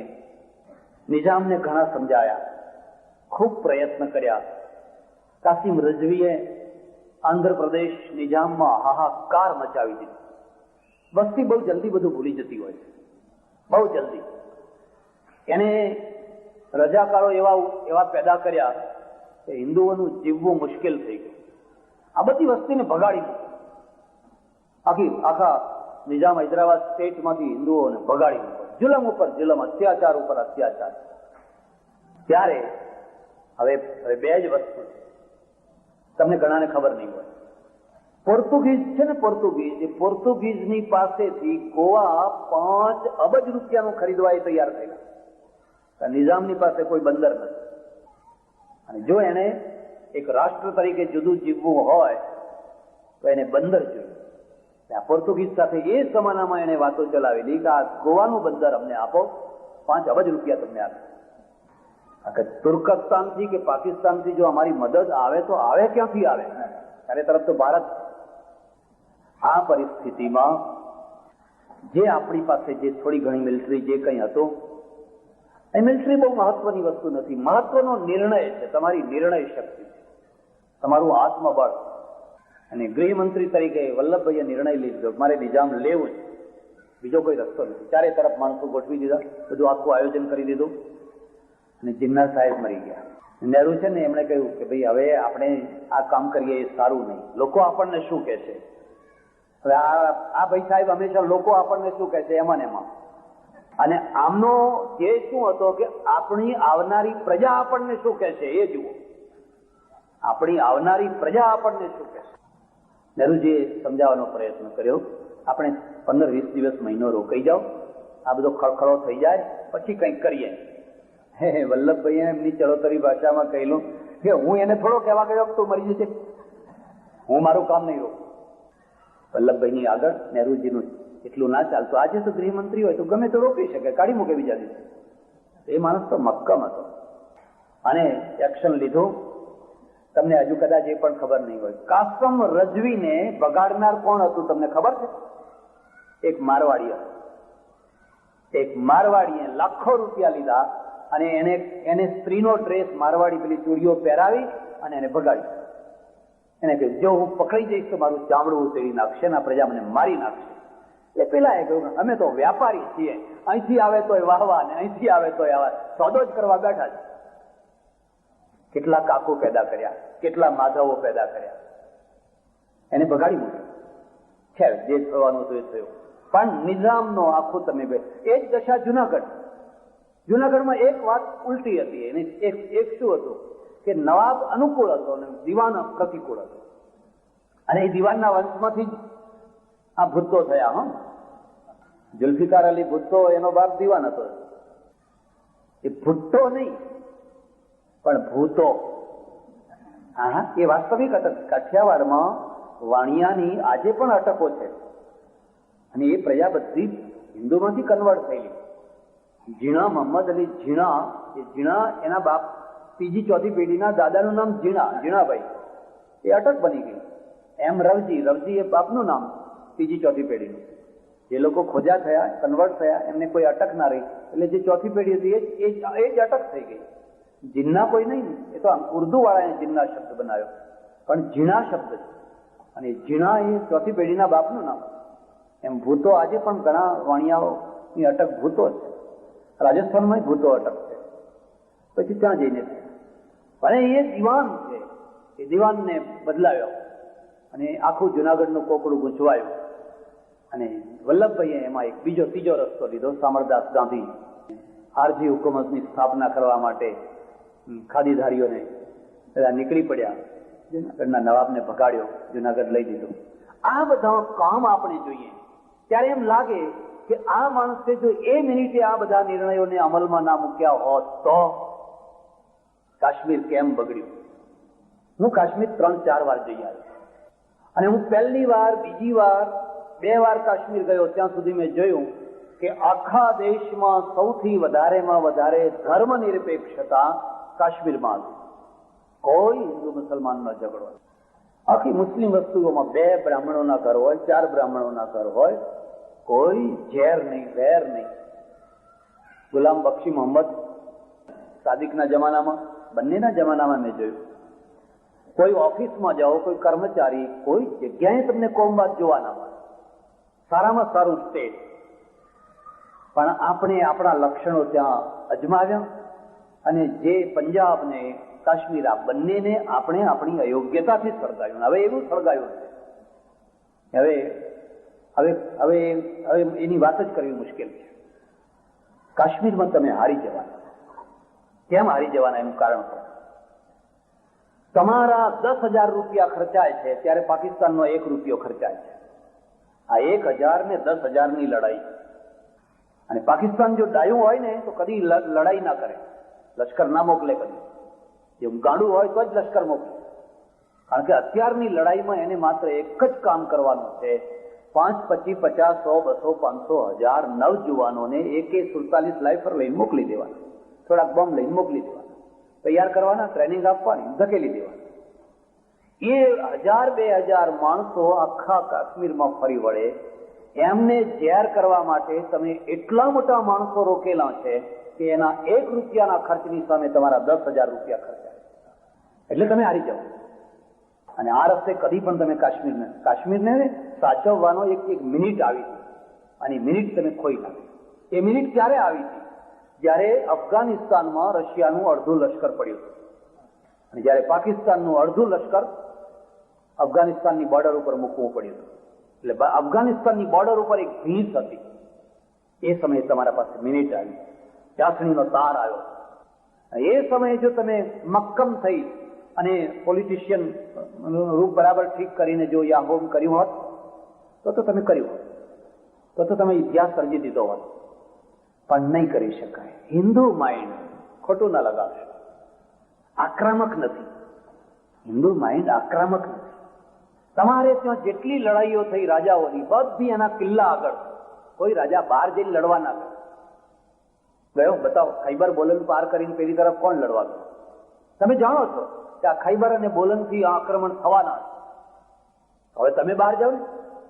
પણ જે બધા આવ્યા એ ઠેઠ જોધપુરના કિલ્લા સુધી, દિલ્હીના કિલ્લા સુધી, બિકાનેરના કિલ્લા સુધી, પછી કિલ્લો બંધ કરીને અંદરથી લડે, પછી પહોંચી ના વળાય એટલે એક તરફ રાણીઓ બળી મળે, બીજી તરફ કેસરિયા કરો, રોયલ બ્લડ ખતમ. બાકી જે રહી જાય તો સુથાર, મોચી, ગાંચી, દરજી, ફલાણા ફલાણા, બ્રાહ્મણ, વાણિયા, એ તો બિચારા તલવાર પકડતા નથી આવડતું. એ તો કબૂતર છે, બધા સસલા છે. આ રોયલ બ્લડ તો મરી ગયું.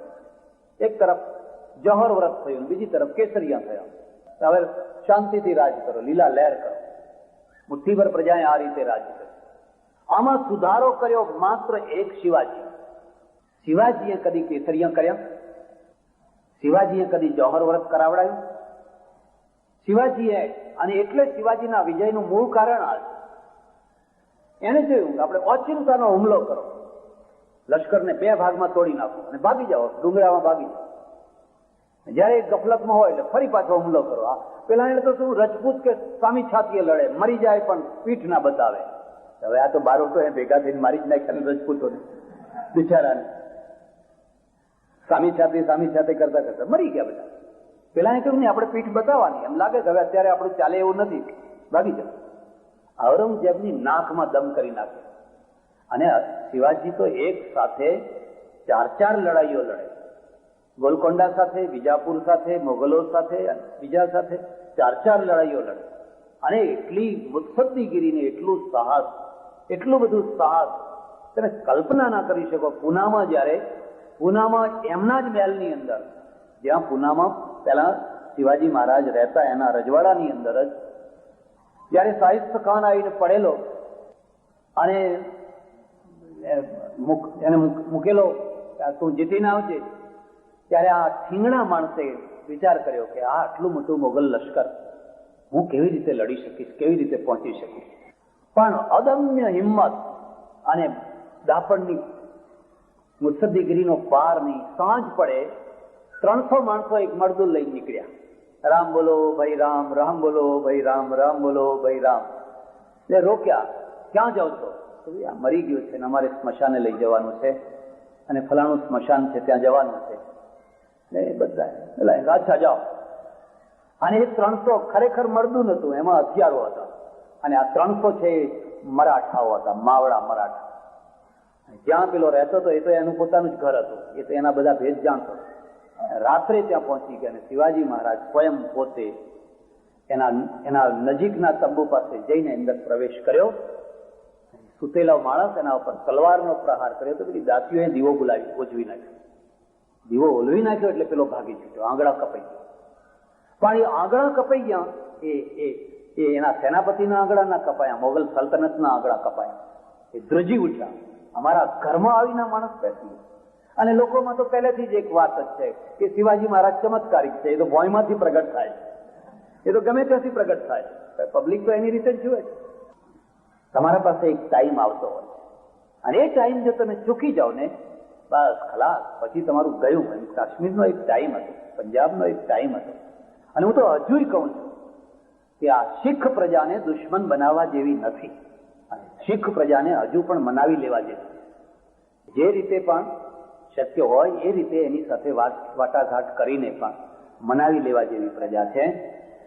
અને એ એક બહુ મોટું જમાપાસું થશે જો આ દેશની સાથે આ પ્રજામાં તો મોટો ભાગ તો છે જ સાથે, પણ એના બધાના મૂળ તો પોલિટિશિયન ક્ષેત્રમાં છે. તમે રશિયા તરફ ઝૂક્યા, વધુ પડતા ઝૂક્યા, એટલા ઝૂક્યા કે અમેરિકાને ગાળો દેવી હોય ત્યારે જ્યારે જુઓ ત્યારે તૈયાર.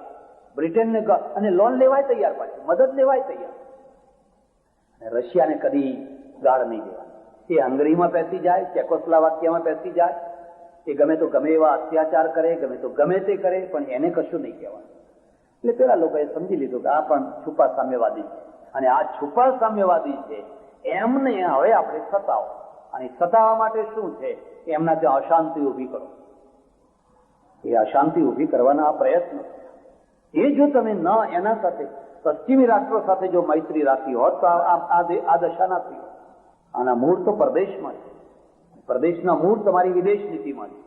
તમારી વિદેશ નીતિ જો બરાબર હોત તો આ દશા ના થઈ. વલ્લભભાઈની અંદર આ કાબેલિયત હતી. એમણે આ દેશનું રક્ષાતંત્ર સુધાર્યું, રક્ષાતંત્રને મજબૂત કર્યું, અને ન્યાયતંત્ર એ સૌથી મહત્વનો વિષય છે. સજ્જનો, હું તમારો વધારે સમય નહીં લઉં. મારે જે વાત કરવાની છે મુદ્દાની એટલી જ છે. વલ્લભભાઈની સ્મૃતિ દર વર્ષે આપણે 31મીએ કરીએ છીએ, અને જીવન એક સાયકલ છે. એક સાયકલ છે, એને 2 પેડલ છે, અનુભૂતિ અને સ્મૃતિ. અનુભૂતિ અને સ્મૃતિ. એક પેડલ અનુભૂતિનું છે, બીજું સ્મૃતિનું છે. તમારો આજનો જે અનુભવ છે એ કાલની સ્મૃતિ છે. તમારી પોતાની સ્મૃતિ તમારા માટે સુખદાયી હોય તો તમે જીવન ધન્ય કરી ચૂક્યા છો. તમારા સંપર્કમાં આવનારા છે એમની સાથેનો અનુભવ એ પોતે ધન્ય થતા હોય કે વાહ, વલ્લભભાઈની સાથે 2 વર્ષ કામ કરવાનું થયું, પણ બહુ મર્દ માણસ હો, બહુ મર્દ માણસ હો, તો તમે ધન્ય થયા. અને એટલું યાદ રાખજો કે અનુભૂતિ પછી સ્મૃતિ છે જ. મારી સ્મૃતિ હું મૂકવાનો છું, તમારી સ્મૃતિ તમે મૂકવાના જ છો. એ કડવી હશે કે મીઠી હશે, એ પ્રેરણાદાયી હશે કે વિનાશદાયી હશે, એ તો સૌએ સમજવાનું છે. પણ પ્રજાનું માપ એના આધારે નીકળતું હોય છે, પ્રજા કોને યાદ કરે છે. જેમ મનુભાઈએ કહ્યું એમ શરૂઆતમાં, વલ્લભભાઈની સ્મૃતિ માટે જે જગ્યાએથી જેટલા પ્રયત્નો થવા જોઈએ એટલા પ્રયત્નો થતા નથી, અને છતાં સ્મૃતિ રહે. બીજા એવા ઘણા લોકો છે જેની સ્મૃતિની પ્રજાને કંઈ પડી નથી, પણ ટીવીમાં જયારે જુઓ ત્યારે એ જ માથા માર્યા કરતા હોય. હું તો ઘણી વાર કહું કે આ ટીવીમાં બેડોળ ચહેરાઓ જોઈ જોઈને ત્રાસ છૂટે છે. એટલું બધું સરકારીકરણ કરી દીધું છે કે મંત્રી આવવાના હોય ત્યાં જ ટીવી વાળા જાય. આ સભામાં ટીવી નહીં આવવાના, કારણ કે કોઈ મંત્રી નથી, આ સમાચાર જ નથી. કોઈને કોઈ મંત્રી હોય એટલે મંત્રીના ત્યાંનો એક સમાચાર પહોંચી જાય કે આજ ફલાણી મંત્રી જવાના છે, એટલે ટીવી વાળા પેલું મોટું લટકાઈને પહોંચી જાય. અને મારે તો ઘણી વાર જવાનું થાય તો હું જોઉં કે એને કશી કોઈની પડી ના હોય, મંત્રી ઉભા થાય એટલે એમનું આમ કરીને ચાલતો થાય. એને સભામાં રસ નથી, સભામાં શું બોલાય એનો રસ નથી, એને માત્ર એક. હવે આ બધા એટલે એનો એક જ અર્થ હોય, ગુજરાતના સમાચારો જયારે બતાવવામાં આવે ત્યારે તમારે જોવાનું કોઈને કોઈ મંત્રી હોય એ જ સમાચાર બતાવે. અને આમાંના ઘણા ચહેરા તો હવે ત્રાસદાયી થઈ ગયા છે. હે ભગવાન, હનુમાનજીને તેલ ચડાવીએ, શનિવાર ભરવા પડે તો શનિવાર ભરીએ, તેલ સિંદૂર ચડાવીએ, પણ હવે આ ચહેરાઓથી છુટકારો આપ પ્રભુ, હવે દયા કર. ક્યાં સુધી આ ચહેરાઓ અમારે જોયા? જે ચહેરાઓમાં પ્રેરણા નથી, જેમને જોઈને આપણને આહલાદ ના છૂટે, જેમને જોઈને આપણને ખુમારી ના થાય, એને શું કરવા છે? એટલે વલ્લભભાઈની સ્મૃતિ માટે જોઈએ એવા પ્રયત્નો નથી થયા. પણ અમારે ત્યાં 2 પ્રકારના મહાદેવ હોય. એક સ્થાપિત મહાદેવ હોય ને એક સ્વયંભૂ મહાદેવ હોય. એને જ્યોતિર્લિંગ કહેવાય. ખ્યાલ આવે છે? એ સ્વયંભૂ હોય. વલ્લભભાઈ સ્વયંભૂ જ્યોતિર્લિંગ છે. અને પેલા જે સ્થાપિત છે ને એ બધા પાછા ઉખડી જાય. આજ સ્થાપન, કાલ ઉખડી જાય. આજ હોય ને કાલ નાય હોય, કારણ કે આ તો સ્વયંભૂ છે. આજના દિવસે એમની સ્મૃતિમાંથી આપણે આ દેશના રાજતંત્રના 4 પાયાઓને સુદૃઢ કરવાની પ્રેરણા. યાદ રાખજો, જો તમે સ્વતંત્ર હશો તો તમારો ધર્મ, તમારી સ્વાધીનતા, તમારી વિચારસરણી બધું જ હશે. પણ જો તમે પાછા ગુલામ થયા કોઈને કોઈ રીતે તો આ બધું ખોઈ બેસશો. એટલે રાજતંત્ર એ પ્રજાના સુખની કરોડરજ્જુ છે, પ્રજાના દુઃખની પણ કરોડરજ્જુ છે. એના 4 પાયા. પહેલા વહીવટનો પાયો. અહીંયા કોઈ વહીવટી ઓફિસરો બેઠા હોય, હું એમને હાથ જોડીને પ્રાર્થના કરું છું, ભલા થો. તમે કોઈ કોમના છો એ ભૂલી જાઓ, તમે કોઈ ખાસ વર્ગના છો એ ભૂલી જાઓ. તમે માત્ર વહીવટ કરવા બેઠેલા છો. તમે ન્યાયાધીશ છો તો માત્ર ન્યાય આપવા બેઠેલા છો. તમે જ્યાં છો ત્યાં જો આ વાત નહીં કરવામાં આવે તો તમારા હાથે, મારા હાથે આ દેશ બરબાદ થઈ જાય. વલ્લભભાઈ પાસેથી આ આપણે સૌએ શીખવાનું છે. આ ચારે ચાર પાયાઓ મજબૂત થાય, વહીવટી તંત્ર સુધરે, એટલું સુધરે કે આપણને એમ કહેવાનું મન ના થાય કે આ કામ કરાવવું છે તો આટલા પૈસા લઈ જજો ને, આ કામ કરાવવું છે તો આટલા પૈસા લઈ જજો ને, એવું ના કહેવાનું મન થાય. આપણું રક્ષાતંત્ર સુધરે, આપણું ન્યાયતંત્ર સુધરે, આપણું અર્થતંત્ર સુધરે. મને એમ લાગે છે